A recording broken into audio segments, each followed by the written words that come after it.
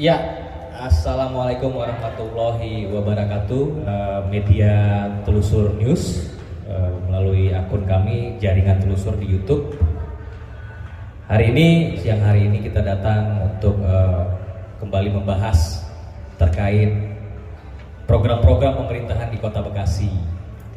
Nah, kali ini kita akan membahas tentang dana insentif daerah. Kenapa ini kami anggap harus menjadi fokus, karena agar serapannya ya di dana insentif daerah ini benar-benar terserap dari Kementerian Keuangan ya.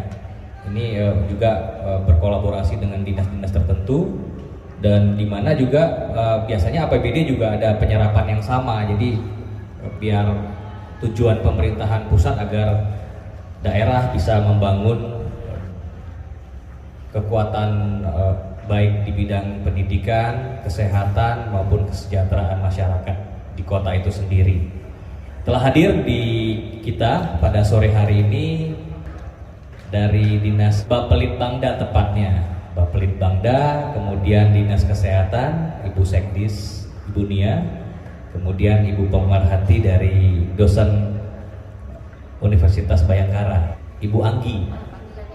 Iya, Ibu Anggi. Oke. Selamat datang semuanya para peserta diskusi forum telusur terkait dana insentif daerah. Ya, kita mulai saja. Jangan lupa teman-teman untuk tetap memperhatikan di akun kita agar bisa dapat pengetahuan yang utuh ya.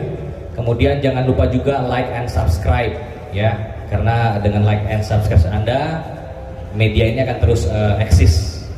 Demikian. Oke, Pak Dede, sepengetahuan Bapak Pak terkait dana insentif daerah ini seperti apa Pak? Tahun berapa Kota Bekasi dapat, kemudian kemana saja? Silakan Pak. Baik, terima kasih.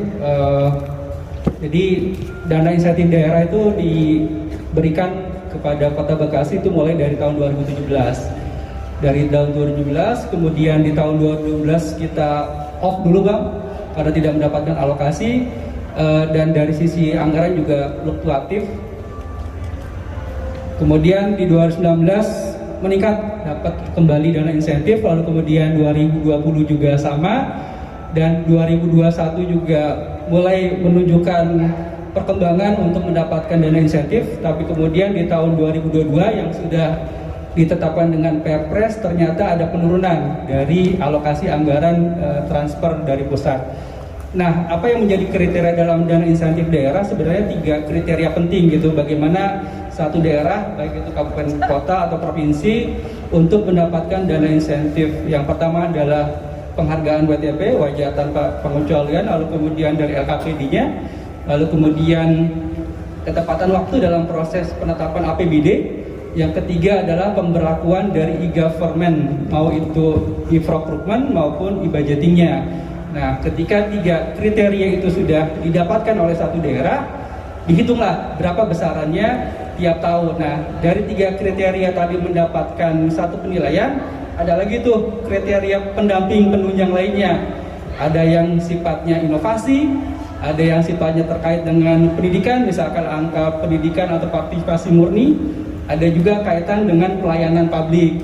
Jadi disitulah bagaimana daerah bisa dihitung melalui rumusannya tiap tahun mendapatkan alokasi dana insentif daerah.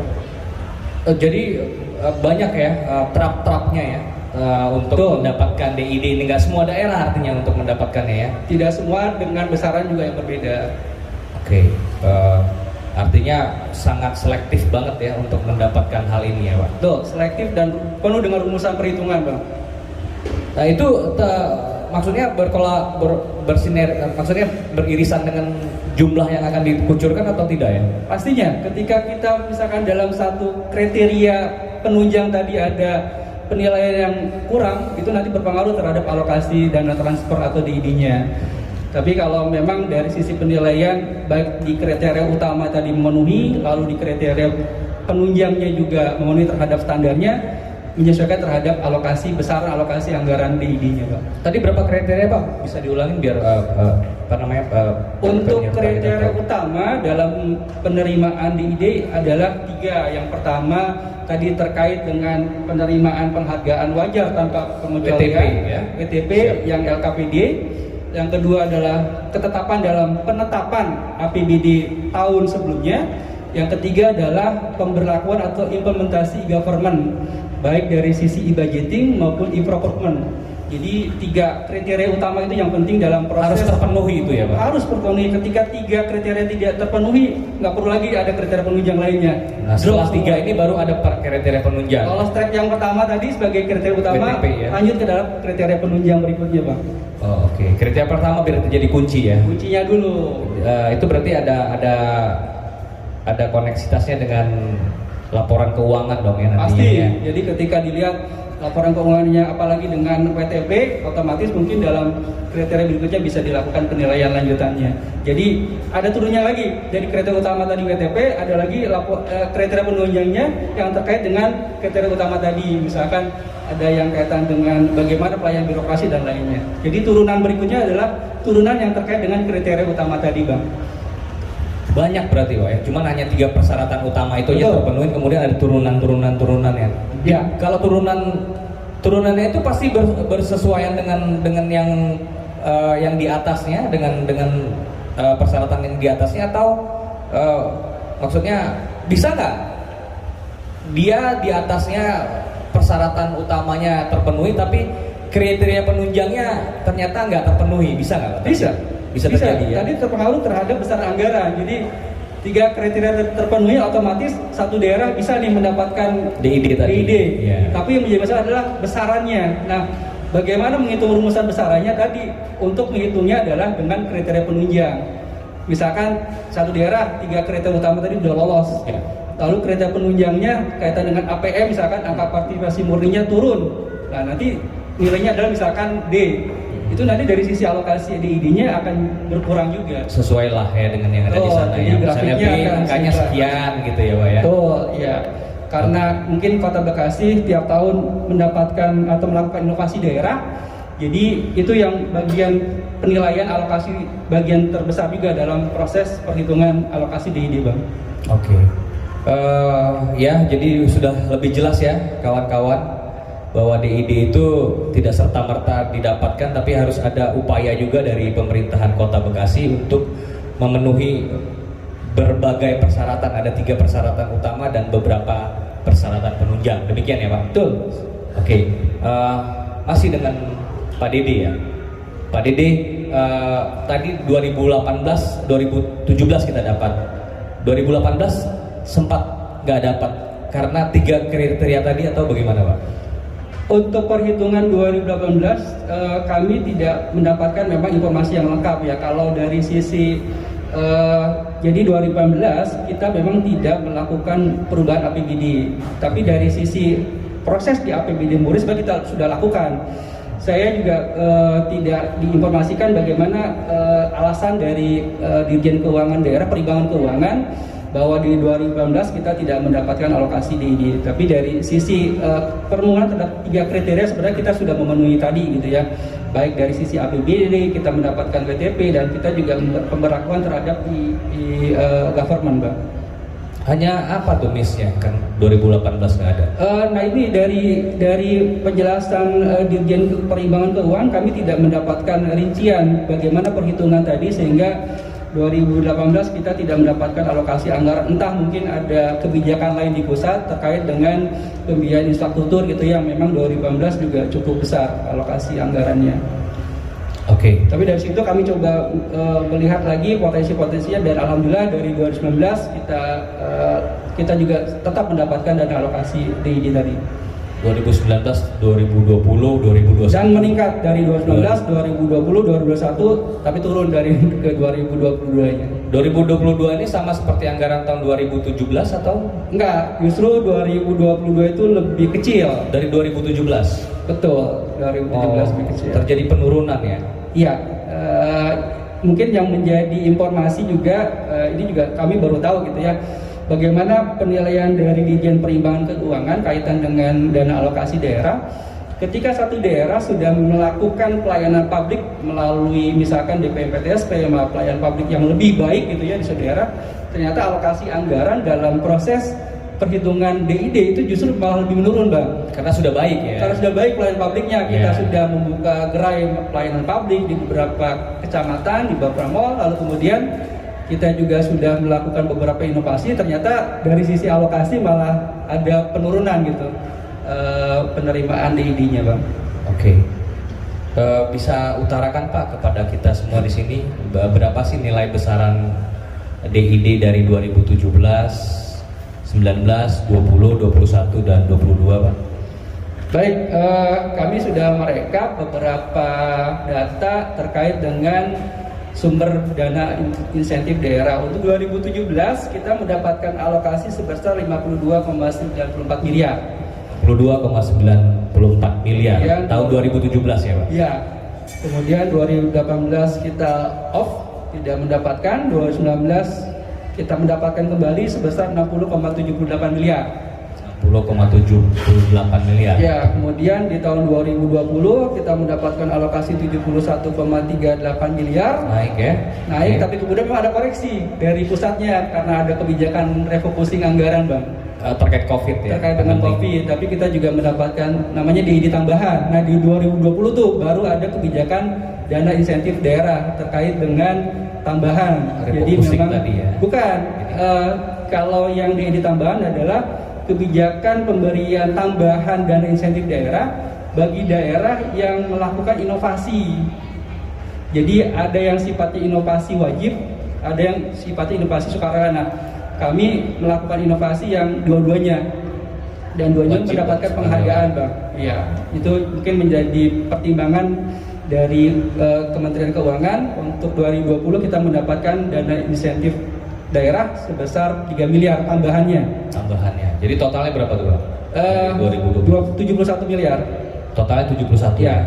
Oke. Sebelum nanti melakukan refocusing ya. Ya. 2021 kita mendapatkan 58,6 miliar dan 2022 ini belum kita masukkan dalam APBD. Memang untuk 2022 kita mendapatkan proyeksinya 16,318 miliar. Wah, jauh sekali ya, jomplang sekali ya. Jauh yang tadi saya sebutkan karena ada beberapa faktor penilaian terkait dengan pelayanan publik, Bang. Oke. Telah hadir juga dengan kita pada sore hari ini Bapak dari Dinas Pendidikan ya Pak. Siap, beliau sudah hadir di sini. Oke. Saya lanjut ke terima kasih Pak untuk Pak Dede untuk membuka wawasan kita ya terkait apa sih DID ini gitu kan. Masih banyak sih pertanyaan yang tapi kalau saya tanya terus ke Bapak, Bu Nia nanti nggak dapat pertanyaan. Kemudian Pak dari Dinas Pendidikan juga nggak dapat. Oke, saya langsung lanjut ke Ibu Nia nih di Dinas Kesehatan. Beliau adalah Sekretaris Dinas Kesehatan Kota Bekasi. Nah, pada kesempatan kali ini mungkin bisa menerangkan kepada kita di dinasnya masuk berapa nominal dan penyerapannya seperti apa? Silakan Bu. Sepengetahuan Ibu saja di tahun 2020-2021 mungkin. Ya, terima kasih. Untuk tahun 2021 kami mendapatkan DID sebesar 16.397.320.258. 16 miliar ya. Yang terserap adalah 14.479.334 rupiah. Jadi penyerapannya itu adalah 87,93%. Dan ini juga tidak terserap semua. Saya lihat ada efisiensi juga. Seperti itu. Kalau tidak terserap dia dikembalikan atau seperti apa Pak? Jawab lagi, Pak. Iya.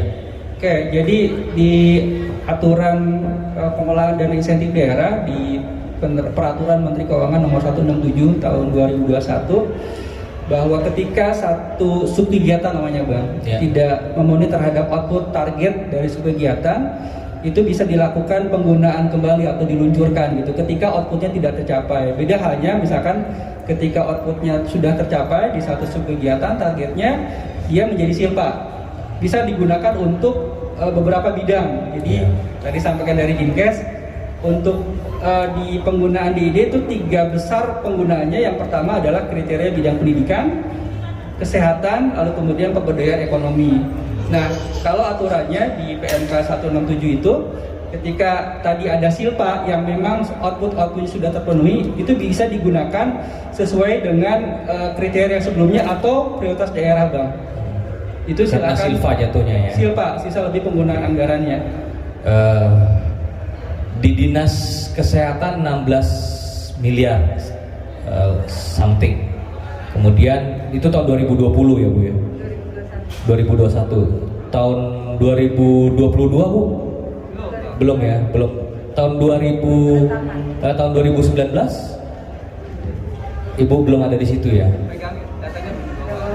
Oh oke, ya nggak apa-apa karena pemirsa bahwa ya rotasi pekerjaan juga menjadi satu hal yang nggak semua bisa terekap ya. Terbantu kan nggak Bu Dinas Kesehatan dengan adanya DID ini, atau ada nggak di spot yang sama dialokasikan juga di APBD? Jadi untuk sekarang ini bahwa di dalam satu DPA itu ada beberapa sumber ya Pak Dede ya. Jadi ada sumbernya APBD, ada sumbernya juga DID, dan beberapa sumber disatukan dalam satu DPA. Jadi pastinya ini terkontrol dengan baik, tidak akan terjadi double seperti itu. Jadi sesuai dengan kebutuhan. Artinya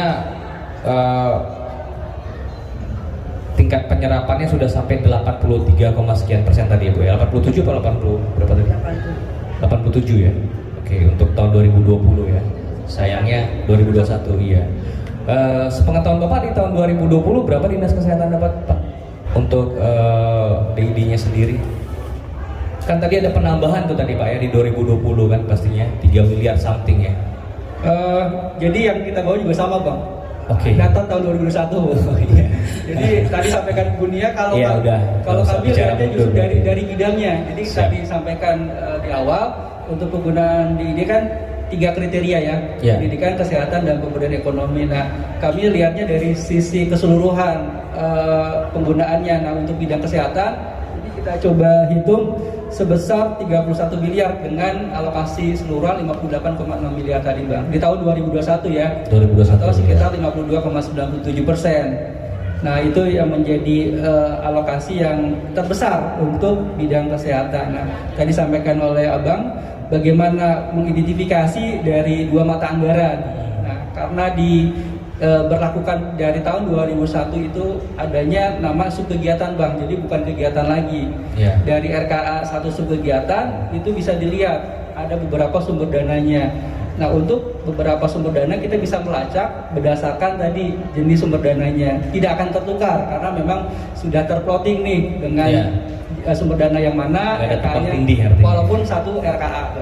Satu rencana kerja anggaran. Oke. Terima kasih Pak. Ada lagi Bu yang mau disampaikan ke pemirsa? Cukup ya. Oke, kita langsung ke Dinas Pendidikan. Nama saya Rudi Hartono. Pak Rudi, siap. Bagian apa nih Pak di pendidikan? Saya pelaksana di sarana prasarana SD. Oh, sarana dan prasarana SD ya Pak.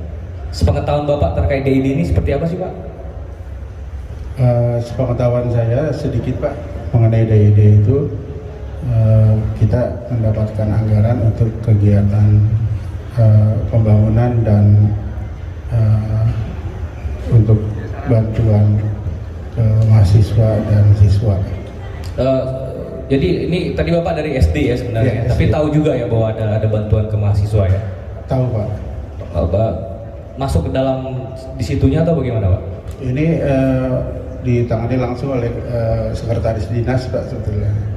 Pak Krisman ya, Pak Krisman. Harusnya beliau yang lebih tahu ya. Iya. Oke, sepengetahuan Bapak Pak, berapa sih jumlah besar DID di Dinas Pendidikan tahun 2021? Saya kurang tahu Pak kalau yang besarannya berapa.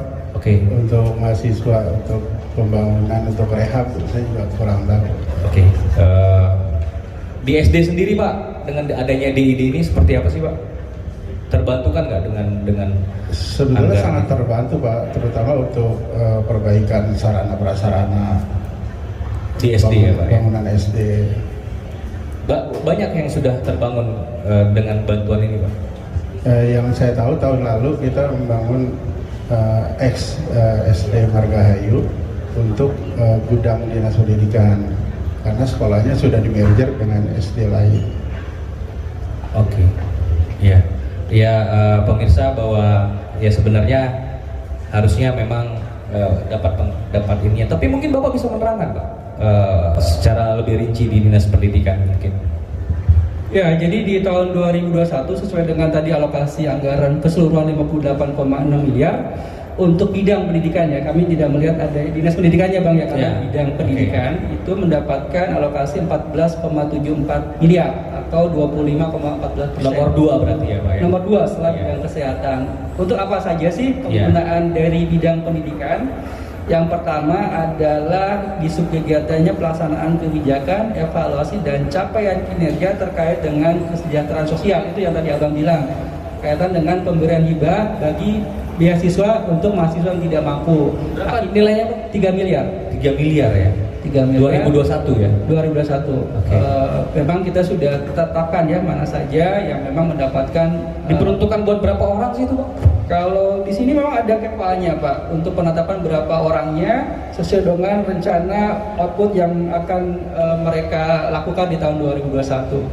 Kami tidak ingat jumlahnya Pak, tapi dari sisi regulasinya sudah ada kepwal penetapan siapa aja, jadi by name by address mungkin untuk yang siapa yang menerimanya, di mana dia kuliah. Kalau di dalam kepalanya sih dia bisa bersekolah di Kota Bekasi atau di luar Kota Bekasi. Terus Sepanjang dia penduduk Kota Bekasi ya, sepanjang dia berKTP Kota ya, Bekasi itu yang menjadi kuncinya ya Pak ya. Betul. Dan dia memang terpengaruh terhadap dampak pandemi Covid, misalkan karena kondisi ekonomi yang terpuruk, lalu kemudian menjadi alasan mungkin pada saat dia akan di DO Pak. Jadi mungkin bantuan ke situ yang menjadi perhatian bagi pemerintah Kota Bekasi Pak, memberikan bantuan hibah bagi mahasiswa yang memang terdampak pandemi Covid Pak. Lalu yang kedua adalah pembangunan unit sekolah baru yang di levelnya ini untuk SMP memang ya Pak ya. Itu pelaksanaan di Disperkintan Pak. Jadi ada 3 bangunan SMP yang memang perlu dilakukan rehabilitasi bangunan gedung. Yang terakhir adalah dididik sendiri pembinaan kelembagaan dan manajemen sekolah. Jadi untuk bidang pendidikan di Disik sendiri hanya 1,5 miliar Pak. Yang khusus buat dia aja ya, 1,5 ya. Dikelola oleh Dinas Pendidikan. Itu yang tadi poin terakhir apa Pak tadi judulnya? Pembinaan kelembagaan dan manajemen sekolah, ini kaitan dengan Dapodik mungkin Pak ya. Dapodik dan pembangunan aplikasi mungkin Pak terkait dengan kemudahan dalam sistem pelayanan pendidikan. Itu yang saya dapat rekapitulasi data di DID tahun 2021. 1,5 miliar ya Pak? Ya, 1,5 miliar. Khusus buat di dinas pendidikan saja ya? Betul. Jadi yang lainnya itu sebenarnya berhubungan dengan Disperkintan ya, terus Dengan kemudian Diseta Pak untuk pemberian bantuan hibah beasiswa. Hibah beasiswa tuh di Sekda, tapi kembali lagi ke pendidikan nanti katanya ya di 2022 ya. Pasti berhubungan dengan pendidikan. Nah, cukup jelas ya sepertinya ya. Jadi sudah full bucket sebenarnya. Nah, ini kita kebenaran datang Ibu Anggi ya. Kalau kami sih kenalnya Ibu Anggreni ya, pemerhati berprofesi sebagai dosen hukum di Universitas Bayangkara Bekasi ya Ibu. Ibu ini terkait ini Bu, terkait mahasiswa, karena kan bagian Ibu nih ya. Di Ubara sendiri ada nggak Bu mahasiswa yang mendapat bantuan sepengetahuan Ibu gitu? Ya. Silakan. Baik. Ya. Kalau di tahun 2020 ya, itu kasusnya pandemi Covid sedang naik ya. Waktu itu memang banyak mahasiswa kami yang mendapatkan dana bantuan ya. Dan itu memang mereka berproses semuanya. Mereka harus mendaftar mendaftarkan diri melalui universitas, mengalami seleksi dulu. Dan benar tadi yang disampaikan, memang harus memiliki KTP Bekasi, dan dia memang benar-benar terdampak COVID. Entah itu orang tuanya tidak bekerja lagi atau dianya yang tidak bekerja lagi. Pokoknya mereka tidak mendapatkan keuangan lah. Kayaknya enggak Pak, bukan terancam DO. Mungkin mereka ada saja yang dibilang cuti seperti itu, atau ya mereka sudah mau masuk ke skripsi, mereka tidak bisa bayar. Nah itu kan sayang. Nah mereka mencoba untuk mengajukan. Dari pihak kampus juga mengapresiasi hal ini gitu kan, karena banyak mahasiswa kita yang terbantu untuk hal itu. Nah sehingga banyak juga mahasiswa-mahasiswa yang mendaftar dari awal menggunakan KIP ya, dana bantuan seperti itu. Ini sangat membantu. Manakala memang tepat sasaran. Ya, ini tepat sasaran ya Bu ya. Dan Ibu mengetahui karena banyak juga mahasiswanya yang terbantukan dengan kondisi seperti ini ya. Tahun 2020 ya Bu ya. 2020, 2021 ya. Karena posisinya COVID di situ menaik. Nah, di situ. Oke. Gitu. Pandangan Ibu terkait DID ini secara keseluruhan seperti apa Bu? Silakan. Saya melihat DID ini seharusnya banyak sekali memang anggaran. Jadi kita sistemnya kita melihat dari atas bahwa pemerintah pusat itu memberikan secara sektoral, keluarkan dananya sesuai dengan tadi ada kriteria segala macam yang harus dipenuhi. Setelah itu baru turun dananya kemana, ke regional kan, regional turun lagi ke wilayah nanti akan ini membagi nih sesuai dengan kebutuhan berapa tingkatnya. Oh ternyata kesehatan karena COVID nih memang membutuhkan dana yang besar gitu kan. Terus pendidikan, terus apa lagi yang diperlukan? Ekonomi kah? Karena ya harus ada peningkatan UMKM supaya mereka bisa bertahan hidup kan, seperti itu. Nah kembali dari situ saya menarik bahwa sebenarnya DID ini sangat bermanfaat buat banyak masyarakat, khususnya Kota Bekasi. Tetapi harus yang tepat sasaran, tadi saya bilang. Jangan sampai ada banyak orang-orang yang memanfaatkan kondisional ini. Mereka tidak membutuhkan, sorry to say, banyak orang yang pura-pura. Nah pura-pura ya Pak, pura-pura membutuhkan itu, padahal dia ternyata masih mampu. Nah ini berarti apa yang harus dilakukan? Selain kita menyalurkan, kita juga punya evaluasi. Harus mengevaluasi, karena pasti kan setiap kita menganggarkan pasti harus ada evaluasi. Untuk apa? Untuk kedepannya. Apakah benar dananya bisa naik atau harus turun, harus seperti apa? Nah kalau manakala turun, bagaimana nih alokasinya, kan seperti itu. Jadi kalau saya melihat DID bagus, sangat membantu, tapi harus tepat sasaran. Jangan sampai tidak tepat sasaran, termasuk di dana pendidikan. Kenapa? Pendidikan kita itu sangat membutuhkan bantuan-bantuan. Banyak banget anak-anak kita di Kota Bekasi ini yang membutuhkan pendidikan. Tapi pendidikan mahal.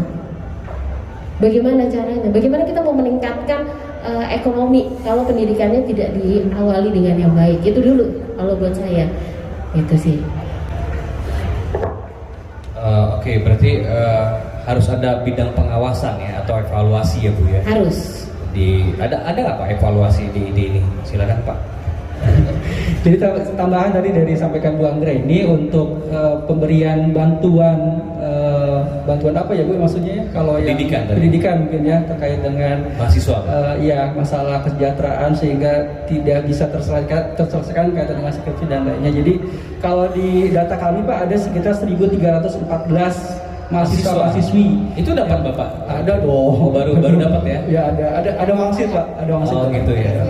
Tahun 2020 ya? Baru satu Pak. 2021. Yang tadi yang anggaran 3 miliar. Oke, 1.300-an something ya Pak? Iya. Itu berarti 3 miliar dibagi 1.300 dengan standar bantuan pendidikan sebesar 2,2 juta mahasiswa per tahun. Dan diberikan hanya satu kali. Untuk Bayangkara ada 1.100 banyak kan Bu ya, 119 mahasiswa dan mahasiswi mungkin Bu ya yang mendapatkan bantuan pendidikan untuk mahasiswanya. Dari 1.000 sekian, 1.314 sekian itu Bayangkara dapat 1.000 something, 100 something. Sekitar 0, sekian persen. Enggak lah, sekitar 7-8% ya Bu ya, 7,8%. Dari 1.300 Pak. Di sebetulnya ini 119. Iya. Hampir 8% lah. Ya, 8 Ibu ya. Malum Bu, bukan ahli matematika, hitung langsung. Nah, kaitan dengan proses pengawasan, memang di kami kan kalau dia tuh tidak langsung ditransfer Bang. Jadi dia secara bertahap, 50% dulu cicil lah gitu ya, sesuai dengan kemampuan keuangan di pusat. 50% dulu ditransfer gitu untuk dilakukan pelaksanaan kegiatan. Nah, untuk ditransfer sehingga full 100% itu harus ada persyaratan lagi, jadi nggak mudah juga gitu tiba-tiba langsung ditransfer semuanya. Syaratnya semua pencairan itu di atas 70%. Nah, bagaimana kita melihat alokasi itu sampai dengan minimal pencairan? Kita melakukan pengawasan, evaluasi seberapa besar sih ya, evaluasinya untuk mencapai target artinya. Betul. Bukan penggunaan tadi ya. Target dan sisi anggaran juga. Iya, nggak artinya evaluasi ini lebih kepada evaluasi untuk mencapai target 70% Pak. Target terhadap output dari kegiatan-kegiatannya termasuk juga terhadap programnya Bang. Iya. Tuh. Nah, kaitan dengan tadi sisi pengawasannya, kami misalkan di semester awal itu, semester pertama kita lakukan evaluasi kembali. Seberapa besar sih progres pelaksanaan kegiatan, realisasi anggaran yang sudah tercapai, sehingga pada saat nanti kita mengajukan termin yang kedua, kita sudah siap dengan persyaratan yang sudah ditetapkan. Jadi disitulah bentuk pengawasan sampai dengan nanti di semester kedua, akhir anggaran kita lakukan evaluasi kembali. Dari sisi pelaksanaan kegiatan, mana realisasi fisiknya, lalu kemudian keuangannya berapa, silpanya berapa. Itu yang menjadi rangkaian proses evaluasinya. Nah, memang kami tidak melakukan juga evaluasi di lapangan. Kami melihat dari sisi laporan dari tiap-tiap perangkat daerah berdasarkan pelaksanaan kegiatan. Ada kerangka acuan kerjanya, ada rincian anggaran biaya, dan laporan-laporan lainnya. Ya, artinya bahwa evaluasinya adalah lebih kepada teknis pencapaian ya. Kalau menurut saya ya, bukan evaluasi program artinya. Lebih kepada kenaikan persentase artinya kan terkait progres ya Pak. Ya, kalau dari sisi pengawasan pemantauan kita melaporkan, jadi pada tahap perencanaan kita mengajukan dulu Bang ke Dirjen Perimbangan Keuangan bahwa ini yang akan kita rencanakan penggunaan dana insentif daerahnya. Nah, kita sudah laporkan, kita tetapkan masuk ke dalam APBD, lalu kita lakukan pengawasan di pelaksanaan kegiatannya. Nah, setelah nanti di akhir tahun kita juga melaporkan ke Dirjen Perimbangan Keuangan daerah tadi bahwa sudah laporannya adalah sudah terserap kan? Sudah terserap berapa? Ada beberapa jenis laporannya, ada rencana penggunaannya, ini dalam proses alokasi untuk pelaksanaan kegiatannya. Jadi memang laporan ke kami sebagai perencanaannya dari OPD, lalu kami juga nanti dengan BPKAD melaporkan dari sisi keseluruhan penggunaannya ke Dirjen Perimbangan Keuangan. Jadi disitulah tahapan pemantauannya juga, pemantauan dari semesteran kita untuk mendapatkan tadi target minimal pencairannya, lalu sampai dengan akhir semesternya, akhir tahun kita lihat seberapa besar proses dan progresnya, sampai kemudian kita laporkan kembali ke Dirjen Perimbangan Keuangan dalam bentuk laporan. Ya, dia 50% Pak ya. Di awal digelontorkan 50% ya. Termin awalnya 50%. Itu tercapainya berapa lama Pak untuk mencapai proses 50% tadi kan? Artinya harus 49 paling tidak, 99% sudah terserap, baru keluar lagi yang 50% kan Pak? Iya. Jadi yang 50% itu otomatis Bang cair turun dalam termin pertama. Nah, itu nanti dibagi dengan tadi dibagi untuk tiga OPD tadi lah ya. Bukan OPD, bidang. 3 bidang ya. Yang nanti monitor terhadap kriterianya. Okay. Nah, 50% tadi yang sudah dicairkan harus terserap minimal 70%. Harus terserap 50-70% untuk mendapatkan pencairan tahap kedua, termin keduanya, sehingga alokasi untuk transfer dari pusat ke daerahnya mencapai 100%. Nah Pak, ini kan tadi kan saya dapat info lagi nih dari Bapak bahwa menarik sih bahwa ada rancangan ya Pak. Perencanaannya ya. Artinya waktu merencanakan agar bidang ini tercover oleh DID misalnya, artinya sudah punya backup dong Pak ya, ada analisa-analisa ya.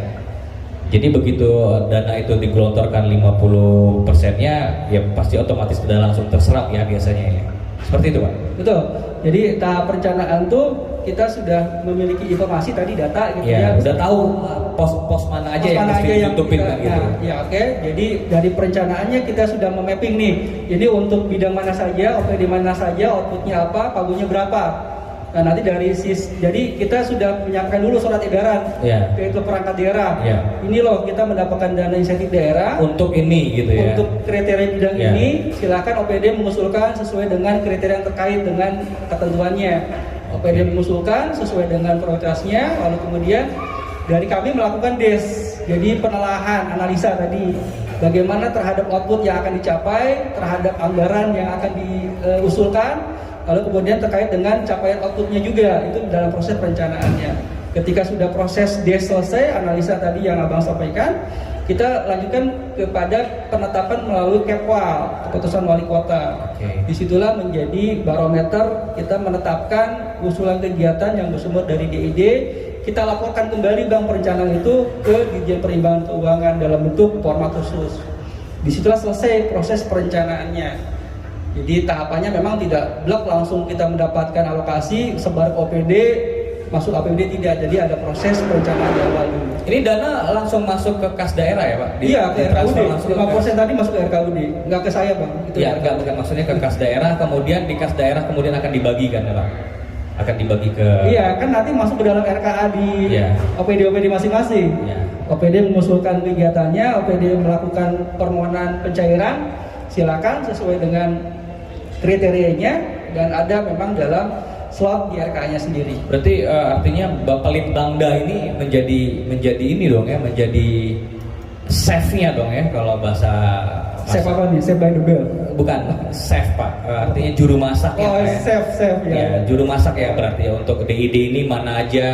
Tadi rencana juga dari bidang Bapak berarti ya? Ya, Dari bidang Bapelitbangda kami ya? yang menghimpun dari bidang kami sendiri, tapi dalam proses analisa nanti melibatkan bidang-bidang di luar kami Pak, karena terkait dengan capaian program dan segala macamnya itu ada di luar bidang kami Pak. Kami menghimpun seluruh proses perencanaannya, kami proses nanti menjadi aturan Kepwal tadi, itu bagian dari tahapan perencanaan dana insentif daerah. Oke, terima kasih ya. Wah luar biasa kawan-kawan ya. Bapak ini dalam ya ilmunya. Jadi setiap pertanyaan tadi bisa dijawab, dan kami juga mendapat banyak bahwa banyak pengetahuan juga ya. Karena sepengetahuan kita kan bisa beranalisa Pak ya. DID ini apa ya kan. Ternyata ya itu tadi bahwa ada beberapa hal yang menjadi patokan dan barometer untuk mendapatkannya. Kemudian ternyata juga untuk mendapatkannya juga ada rencana-rencana ya Pak ya. Rencananya dibuat sesuai dengan kebutuhan ya Pak ya, sesuai dengan kebutuhan dan kriteria ya. Oke, Bu Dinas Kesehatan nih, kayaknya minta ditanya beliau. Iya udah siap. Jadi, ya Ibu Dinas Kesehatan di bidang apa sih 2021 ini Bu? Serapannya Bu? Kami beberapa penggunaan untuk kegiatan di sumber dana DID ini ya tahun 2021 terkait dengan kegiatan penyediaan fasilitas pelayanan kesehatan untuk usaha kesehatan masyarakat dan usaha kesehatan perorangan. Nah, ini Seperti apa itu Bu? Ya, ada beberapa subkegiatannya ini seperti disampaikan oleh Pak Dede, seperti rehabilitasi dan pemeliharaan fasilitas kesehatan lainnya. Seperti itu ada pengadaan sarana fasilitas pelayanan kesehatan. Banyak lagi, ada pengadaan obat, ada pengadaan vaksin yang bukan vaksin COVID ya. Kalau vaksin COVID kan dari Kemenkes. Ada untuk operasional pelayanan rumah sakit, ada barang habis pakai, ini banyak sekali. Pemeliharaan prasarana dan pendukung fasilitas pelayanan kesehatan. Untuk DID sendiri Bu, maaf, Ada pengelolaan pelayanan kesehatan ibu hamil. sarana apa Bu yang sudah terbangun dengan DID ini? Untuk sarana ya, misalnya kan ada untuk ambulan, ada untuk Ada penambahan kedinasan. ambulan ya berarti? Ada, iya banyak sarana alat kesehatan kan banyak Pak. Ya, alhamdulillah sangat terbantu sekali dengan adanya DID ini. Bagaimana dengan penurunan ini nih? Berefek juga dong ya berarti ya? Dengan cuman 16 miliar ya Pak? Enggak, untuk total semuanya 16 miliar 2022 ya kan?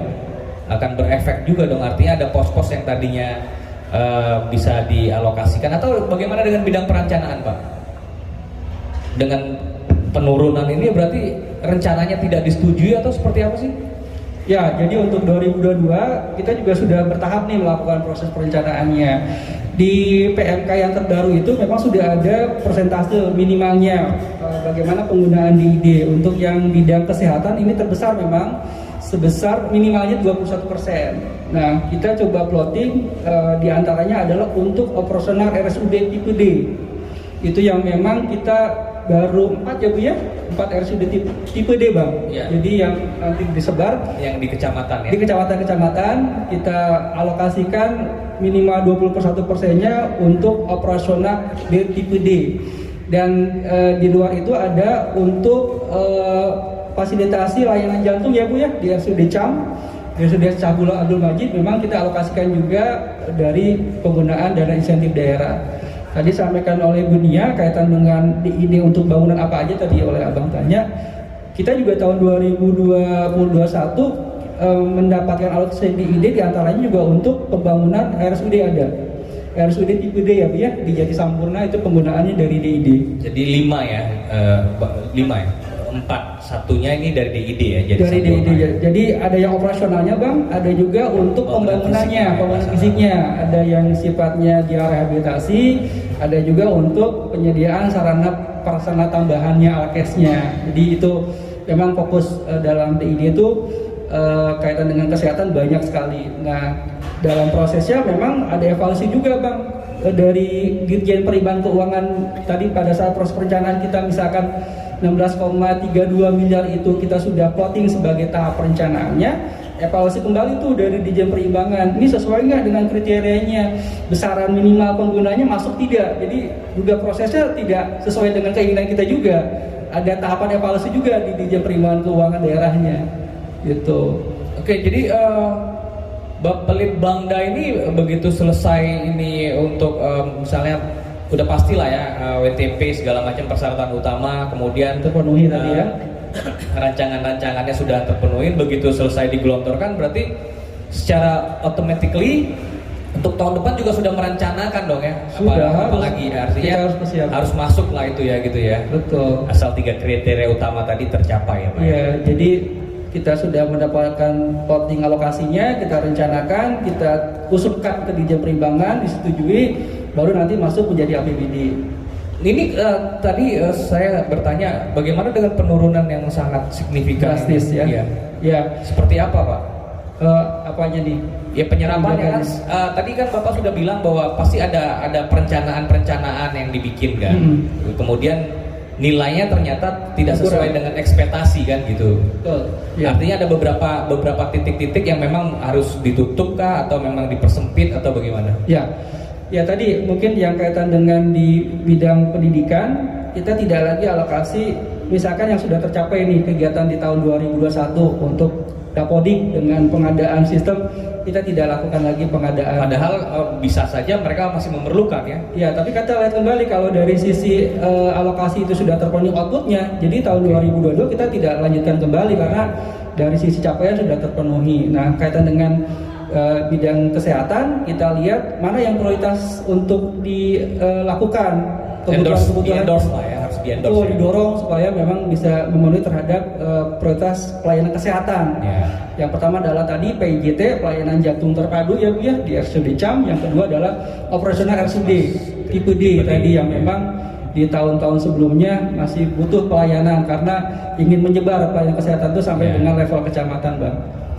Ada bisa terjadi penambahan lagi nggak Pak untuk alokasi DID tahun 2022? Mungkin kalau ada bukan hanya 4, nambah 2 lagi misalnya atau nambah 1 lagi untuk prasarana dan sarana. Kalau untuk alokasi mungkin Nggak rencana di bawah. rencananya tidak. Nggak ada ya? Nggak ada. Artinya cuma operasional saja ya? Ya, operasional saja dengan tadi pelayanan jantung terpadu, Pak. Oh, oke. Itu memang menjadi prioritas pelayanan kesehatan. Karena saya dengar sebenarnya saya kalau ke Pak Krisman tadi tuh lebih enak nih ya, lebih taktis karena beliau juga paham sekali. Sayang sekali ya beliau nggak datang.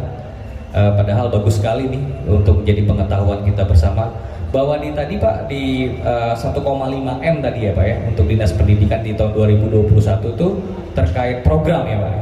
Untuk Dapodik dan aplikasi penunjang. Aplikasi penunjang karena setahu saya kemarin kita sempat wawancara, pemirsa juga bisa melihat cara kami beberapa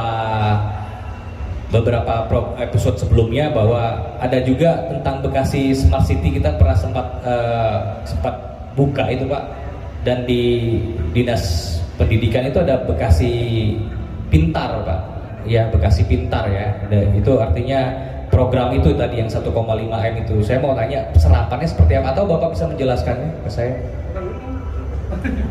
Iya, Bapak ini kurang menguasai. Saya baca dulu primbonnya, Bang. Takutnya ada yang keselip. Enggak, jadi ada pengadaan tentang fingerprint tadi dan retina eyes Pak. Itu juga luar biasa. Kemudian ada CCTV juga. Dan untuk CCTV itu memang ada beberapa kalangan yang akhirnya ada apa ya, seperti resistensi lah, karena takutnya malah menjadi satu hal yang tidak baik untuk CCTV tadi gitu di setiap lokal. Nah itu tadi tuh yang sebenarnya ada beberapa hal yang kita mau tanyakan di Dinas Pendidikan terkait program yang 1,5 M tadi. Tapi Bapak paham lah, karena kan pas sudah dilaporkan ke Bapak kan. Ya. Kalau dari sisi perencanaannya, di output yang akan dilakukan adalah tadi outputnya satu dokumen penyusunan Dapodik, satu lagi memang pengembangan aplikasi Bang. Aplikasi terkait tadi dengan pelayanan pendidikan, entah itu mungkin di sistem pendidikan dasar atau di menengah ya Pak, saya juga belum tahu tuh. Pendidikan dasar ada nggak Pak fingerprint? Sudah guru-gurunya fingerprint ya? Setiap sekolah ya Pak ya? Itu pakai, ada juga yang katanya retina eyes Pak, sudah mulai? Sepengetahuan Bapak, maaf. Untuk perekaman awal, fingerprint itu bisa menggunakan jari dan retina mata. Jadi kita ketika kita masuk atau pulang, kita bisa menggunakan jari dan bisa menggunakan retina mata. Bagaimana dengan CCTV? CCTV di dinas atau di sekolah? Sekolah sudah ada. Di sekolah ada yang memasang CCTV, ada juga yang tidak. Tergantung kebutuhan dari sekolah itu sendiri, Pak. Ini tingkat SD ya Pak, yang saya tahu. SMP rata-rata pada masang Pak kalau SMP. Iya, enggak. Terkait ini kan 2021 Pak, sepengetahuan Bapak nih, kan ada juga yang tadi 1,5 itu untuk program itu, sepengetahuan saya juga buat dibagikannya pulsa ya ke setiap sekolah ya, untuk apa namanya? Untuk daring Pak. Iya, untuk sekolah di rumah lah Iya, gitu. sekolah di rumah. Itu dibagikan ya Pak ya? Terserap dibagikan Pak. Berapa satu anak Pak? Berapa gigabyte dapatnya satu anak sepengetahuan Bapak? 1 gigabyte kalau nggak salah Pak. 1 gigabyte ya? Iya. Oke, terima kasih Pak. Ini masuk nggak Pak dalam rancangan program tadi tentang program sekolah tadi Pak? Dapodik tadi ini kan menyangkut kan? Ya, tadi kalau rincian penggunaan belanja untuk apa aja, misalkan tadi untuk retina, untuk retina ya Pak ya, Ya. pada saat fingerprint, kemudian untuk penyediaan kuota tambahan. Saya nggak lihat tuh Bang di RKA, lihat di RKA-nya sih mana yang memang dialokasikan belanja-belanjanya. Kalau dari sisi perencanaannya, kami melihat dari sisi outputnya, lalu kemudian kalau itu kan penunjangnya nih outputnya. Iya. Yang penting dari sisi output utamanya bahwa itu menunjang terhadap pendidikan dasar, ya silahkan itu kesesuaian dengan Item-item itu masuk nggak Pak di Bapak nanti? Masuk dari sisi kesesuaian output, kemudian kegiatan, subkegiatan program masuk Pak. Tapi dari sisi penunjangnya tadi untuk adanya misalkan ada kuota tambahan, terus kemudian ada fingerprint, itu penunjang dari outputnya Pak. Itu silakan Distrik sendiri berinovasi sehingga bisa mencapai terhadap program yang diampu oleh Dinas Pendidikan. Tapi ada laporannya ya? Ada. Ada CCTV, ada apa? Ada laporannya di Ada Bapak tiap. ini ya. Kan penyerapan tadi kan mesti melalui tadi kan harus ada laporan kan. Betul Pak, dari sisi alokasi keseluruhan memang untuk Dinas Pendidikan yang 1,5 miliar itu di atas 80% Pak penyerapannya. Berarti hampir di Dinas Pendidikan 80% sekian, Dinas Kesehatan 80%, berarti banyak silpanya juga ya Pak? Ada, untuk 2021 silpanya sekitar 8,2 miliar Pak. Oke, itu nanti dialokasikan kemana Pak? Kita rencananya sesuai dengan prioritas pembangunan daerah saja Pak. Jadi kita dari perencanaannya memang belum tuntas, kita sedang mengolah kira-kira. Itu kan sudah digelontorkan kan, artinya uang itu sudah ada ya? Sudah ada di kas daerah, cuman memang kita harus merencanakan kembali untuk apa penggunaannya sesuai dengan prioritasnya. Ditambahkan kepada DID tahun ini atau bebas daerah memakai buat apa aja gitu? Ya sesuai dengan prioritas daerahnya saja Pak. Nanti kemudian kita akan ajukan kembali juga ke Ditjen Perimbangan Keuangan. Nah kita tadi laporkan dari akhir tahunnya adanya silpa yang bersumber dari dana insentif. Nah di tahun berjalan 2022 kita akan mengusulkan penggunaan silpanya, tapi berdasarkan kriteria yang memang menjadi prioritas pembangunan daerah. Nah dari sisi usulan tadi akan dilakukan evaluasi ulang juga oleh Ditjen Perimbangan, masuk nggak terhadap kriterianya. Jadi tidak asal juga penggunaan silpa oleh daerah, kabupaten, kota sesuai dengan dipantau juga nih ada 8,2 M nih ya. Betul. Nganggur nih gitu kan istilahnya kan. Maunya buat apa nih? Iya gitu. Dipantau sama mereka lah ya 80. Betul, harus dilaporkan. Persetujuan itu menjadi dasar nanti masuk dalam APBD, entah itu perubahan APBD atau nanti di perubahan penjabaran atau APBD tambahan ya Pak ya. Perubahan APBD perubahan ya. Iya. Oke. Saya pikir cukup ya. Luar biasa keterangannya ya. Udah kayak main bola lagi. Terus gitu ya. Iya. Dikitakan. Nah, di session terakhir ini ada punchline ya. Artinya ada strong point yang harus kita dapatkan. Saya mulai dengan Ibu Anggreni. Ibu sudah silakan mic-nya. Ibu sudah mendengarkan tadi banyak keterangan dari Bapak Lindang Bangga ini, Bapak Dede, kemudian dari Dinas Kesehatan, kemudian juga dari Bapak siapa tadi Pak? Pak Rudi dari Dinas Pendidikan. Kira-kira rangkumannya apa sih Bu? Silakan. Oke. Kalau tadi kita mendengar semua sobat telusur semuanya di rumah ya. Mungkin saya mewakili teman-teman yang di rumah ya. Kami banyak harapan Pak sebenarnya. Banyak sekali masyarakat kita yang menggantungkan harapan kepada bapak-bapak dan ibu-ibu sekalian. Salah satunya adalah dalam hal pendidikan. Ya, jangan sampai anak-anak Bekasi ya itu kalah pendidikannya Pak. Cuman karena kami nggak dapat uang, kami tidak mendapatkan bantuan. Sedangkan di idenya ada nganggur. Gitu. Gimana caranya? Taruh dong. Kalau misalnya sosialisasinya nggak nyampe, ya berarti getokin Pak salah satu apa yang mentoknya di mana? Apa sosialisasi di tingkat bawahnya? Bapak udah cerita panjang, ternyata ada yang mentok. Oh di tingkat wilayah setempat atau seperti apa, sehingga mereka semua banyak yang tahu. Ini mereka nggak tahu Pak, bahkan dana bantuan tadi yang daring nggak semua dapat Pak. Ya.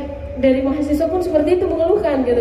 Makanya saya selalu kalau SD setahu saya rata dapat Bu. SD iya Pak. Iya, SD negeri. Kuota. Kalau kami mahasiswa itu dapatnya dari Kemendikbud langsung kan. Mendistek langsung gitu.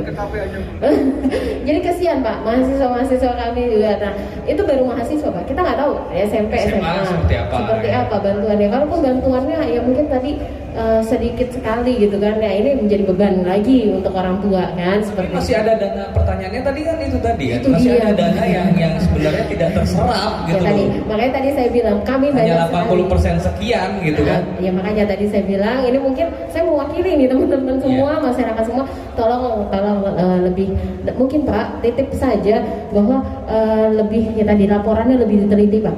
Kenapa sih kok nggak bisa diserap 100%? Ada yang salah di mana? Jangan sampai terulang per tahun seperti itu. Kami berharap semuanya bisa. Kenapa? Bukan kita memanfaatkan kondisi, tapi ini semua buat masyarakat Bekasi. Ya, tidak ada kita mengumpulkan diri sendiri, nggak boleh.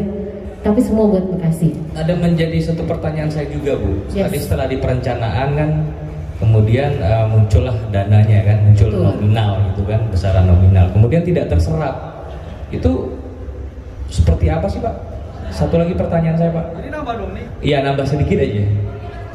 Sebelumnya nanti kembali ke Bu Anggreni. Nggak, jadi satu pertanyaan juga buat saya setelah Ibu Anggreni berbicara bahwa ada yang tidak terserap padahal sudah direncanakan, harusnya habis langsung gitu. Ya. Jadi untuk yang tidak terserap menjadi silpa atau kita evaluasi, mungkin ada beberapa output yang tidak tercapai, kita berikan kembali Pak untuk output yang memang belum tercapai tadi pada bidang dan kegiatan yang sejenisnya. Tapi kalau memang dari sisi output sudah tercapai semua dengan penggunaan anggaran yang menjadi silpa tadi, kita lakukan evaluasi kembali kira-kira terkait dengan penggunaan di tahun 2021 mana kriteria yang bisa kita gunakan kembali, entah itu bidang pendidikan, kesehatan, atau pemberdayaan ekonomi, ataupun prioritas pembangunan daerah yang sifatnya juga menunjang terhadap pemberdayaan ekonomi kah, terhadap pelayanan publik lah gitu. Jadi itu yang menjadi koridor dari sisi perencanaan, dan kami juga dari sisi perencanaan tidak serta-merta langsung menetapkan sesuai dengan kemauan sendiri. Ada proses evaluasi lagi dari Ditjen Perimbangan Keuangan. Apakah kriteria yang tadi silpa masuk sebagai proses prioritas pembangunan daerah? Kalau memang tidak, kami ditolak Pak. Sama juga seperti itu. Jadi memang tidak menjadi hak prerogatif kita silpanya berapa terus maunya buat apa sesuai dengan kemauan daerah, tidak juga, karena ada proses evaluasi, ada verifikasi apakah memang sesuai dengan kriteria yang berlaku pada tahun sebelumnya. Oke, terima kasih. Cukup penjelasannya ya? Ya, siap. Ibu Reni menambahkan, silakan. Ya tadi Pak, tadi Bapak Ibu, ya saya mungkin mewakili tadi masyarakat Kota Bekasi. Pak, mungkin ada lagi Pak. Kalau hukum itu kan ditulis, dibuat, disahkan, lalu kan dianggap semua orang tahu kan, seperti itu ya Pak ya. Nah, tapi kalau nggak ada sanksi, ini agak sulit untuk memaksa seseorang melakukan sesuai dengan aturan yang ada, seperti itu. Oke, sudah ada perencanaan, sudah ada evaluasi. Nah, sanksinya apa? Kalau tidak ada sanksi, biasanya orang semau duwe gitu, istilah kasarnya ya Pak. Nah, itu mungkin ya tadi, kalau tidak terserap dengan baik, apa masalahnya? Nah, mungkin dicari Pak, selesaikan mungkin. Itu Bapak titip-titip saja. Jangan sampai terulang lagi. Kalau nggak ada sanksi ya seperti itu. Mungkinkah ternyata tingkat wilayah tertentu ini nggak jalan, nggak ada pengajuan, nggak ada ternyata dananya turun terus didiemin aja. Kenapa kok bisa didiemin? Nah, itu mungkin diselesaikan mungkin dari itu bottom up loh Pak, seperti itu.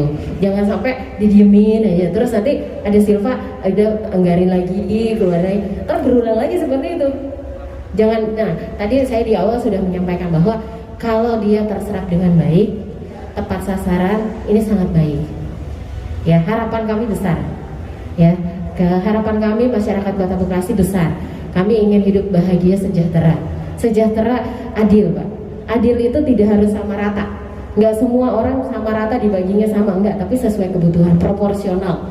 Itu teori keadilan menyatakan demikian. Teori kesejahteraan juga seperti itu. Nggak ada orang yang mau hidup di bawah garis kemiskinan. Nggak ada orang yang ingin hidup itu nggak sejahtera. Ini kerja apa dikerjain? Kan kadang-kadang pikirnya seperti itu. Nah, berarti masyarakat Kota Bekasi membutuhkan itu, Pak. Kita sudah jadi smart city. Masyarakatnya coba untuk menjadi smart people. Ya, yang masyarakat luas juga jangan nungguin aja. Jadi mereka harus punya inovasi juga. Begitu juga untuk yang menempati posisi-posisi. Ya, tolong titip Kota Bekasi ini harus jadi kota yang baik gitu, yang adil, merata, jangan nggak rata gitu pembangunannya. Sama rata sama rasa. Mungkin seperti itu dari saya. Oke, terima kasih Bu Anggi. Ibu Dinas Kesehatan, punchline-nya buat DID di dinas Ibu seperti apa Bu? Keinginan atau ini harapannya? Diharapkannya dengan ada DID ini kita bisa memberikan pelayanan kesehatan yang prima untuk masyarakat Kota Bekasi. Ya, seperti itu. Oke, Bapak punchline Pak. Saya bisa stand up ya Bang ya? Ya, punchline itu artinya ada keinginan nggak sih di kementerian untuk tahun ke depan Pak? Ya, baik, mungkin harapan kami dana insentif daerah itu senantiasa bisa berkembang, kita optimalkan daerah menjadi satu barometer dalam peningkatan pelayanan publik, entah itu dari bidang pendidikan, kesehatan, pemberdayaan ekonomi, sehingga tercapailah visi-misi yang memang tercantum dalam RPJMD Kota Bekasi, yang Bekasi yang cerdas, kreatif, maju, sejahtera, dan bisa. Mungkin itu punchline-nya ya. Kepengen nambah lagi ya Pak di tahun 2023 tuh? Nambah apa nih? Ya, nambah opsinya? nilainya lah kan udah sempat turun, kemudian biar Oh bisa iya, kembali lagi. pastilah semua daerah berharap ada kenaikan dari sisi alokasi di IG, tapi yang menjadi penentu dalam perhitungan tetap dari pusat. Kami hanya memberikan data-data saja bagaimana capaian terhadap pembangunannya. Ketika dari penilaian di pusat sesuai dengan rumusannya, giver lah yang kita terima. Mungkin itu Bang. Oke, terima kasih. Tidak ada titipan-titipan soalnya. Dari Dinas Pendidikan Pak, silakan. Dari Dinas Pendidikan hampir sama dengan yang dari Ibu Bayangkara, Ibu Kesehatan, berharap adanya peningkatan khususnya untuk dunia pendidikan di SD dan SMP yang ditangani oleh Dinas Pendidikan Kota Bekasi, adanya peningkatan anggaran agar kita bisa khususnya membangun, memelihara bangunan sekolah Pak, karena kondisi bangunan sekolah SD dan SMP itu perlu rehab dan pembangunan kelas baru. Dan untuk beasiswa mudah-mudahan untuk tahun 2023 bisa ya Pak, untuk selain mahasiswa ya, karena SD dan SMP pun ternyata masih butuh di luar dana BOS yang ada.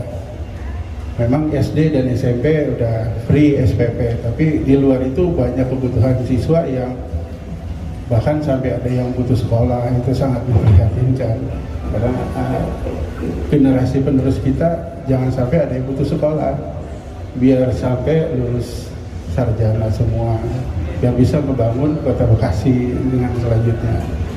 Dan itu harapannya anggarannya meningkat untuk tahun 2023.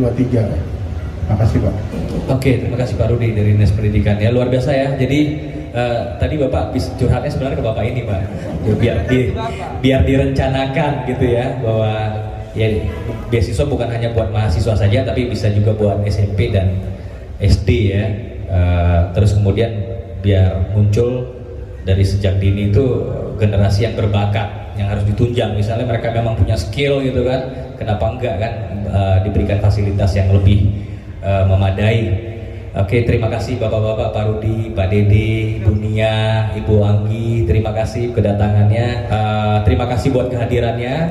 Jangan kapok-kapok Pak, Ibu diundang di acara diskusi ini, tujuannya supaya agar masyarakat bisa tahu Pak, dikomunikasikan, karena nggak banyak juga yang paham, bahkan ada juga yang tidak paham akhirnya mempunyai persepsi yang berbeda gitu. Nah, tujuan program kami di sini adalah pengetahuan ini bisa merata dapatnya, kemudian dapat dari sumber yang terpercaya gitu, bukan dari katanya-katanya, tapi ya tadi dari perencananya sendiri, dari dinas yang memakainya, jadi lebih clear gitu ya, dan tidak ada rumor yang berkembang terkait penggunaan daripada DID ini. Adapun pertanyaan-pertanyaan yang teknis mungkin nanti bisa dijawab di dinas-dinas yang menyerap ya, OPD yang menyerap. Terima kasih. Jangan lupa tetap like and subscribe di acara kami. Buat pemirsa yang setia, like and subscribe, dan mungkin bisa disebarkan ya pengetahuan ini agar DID ini bisa menjadi pengetahuan yang umum, dan tahun depan, tahun 2023 mungkin kita bisa mencapai nilai yang kembali lebih tinggi daripada sebelumnya. Saya sudahi acara ini dengan wabillahi taufiq wal hidayah. Wassalamualaikum warahmatullahi wabarakatuh. Salam terusur. Siap, terima kasih.